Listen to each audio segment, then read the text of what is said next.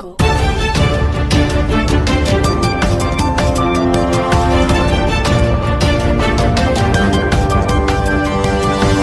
Audio Jungle.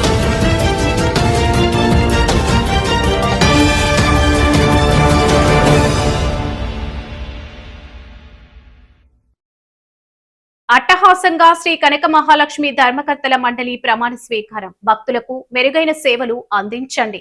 MP Shri Bharat ఆలయాన్ని మరింతగా అభివృద్ధి చేద్దాం. ఆధ్యాత్మిక భక్తి భావంతో తరించండి. ఎమ్మెల్యేలు వంశీకృష్ణ శ్రీనివాస్, పంచకర్ల రమేష్ బాబు.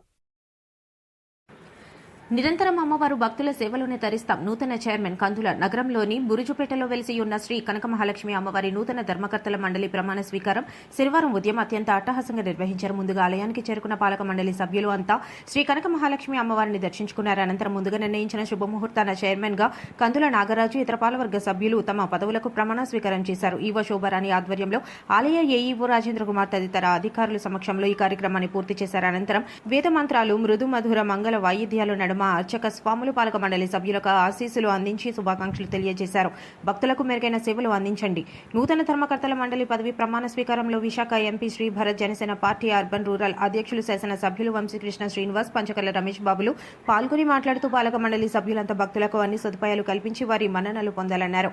శక్తి వంచన లేకుండా సేవ చేస్తా నూతన చైర్మన్ కందుల. నూతన పాలక మండలి చైర్మన్ గా బాధ్యతలు చేపట్టిన కందుల నాగరాజు మాట్లాడుతూ తాను మిగిలిన సభ్యులతో కలిసి ఆలయ అభివృద్ధికి శక్తి వంచన లేకుండా సేవలు అందిస్తానన్నారు. శ్రీ కనక మహాలక్ష్మి అమ్మవారు అత్యంత మహిమాన్వితురాలని, కోరిన కోర్కెలు తీర్చే కొంగు బంగారంగా విరాజిల్లే ఈ అమ్మవారు ఉత్తరాంధ్ర ప్రజలకు ఇలవేల్పుగా ఉన్నారని, తన హయాంలో భక్తులకు మరింతగా అమ్మవారి దర్శన భాగ్యం కల్పించే పని చేస్తానన్నారు.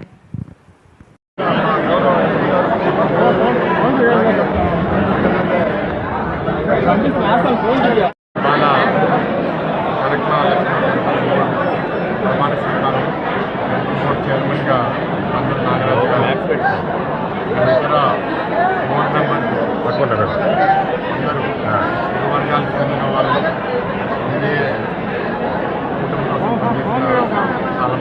సేవ చేస్తున్న వాళ్ళని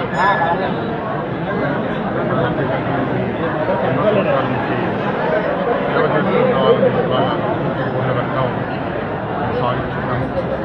ఇందాకే బోర్డు చైర్మన్ నాగరాజు గారు చెప్పాం. ఇది ఒక పెద్ద బాధ్యత. విశాఖపట్నంలో ప్రాముఖ్యంగా టెంపుల్లో కాబట్టి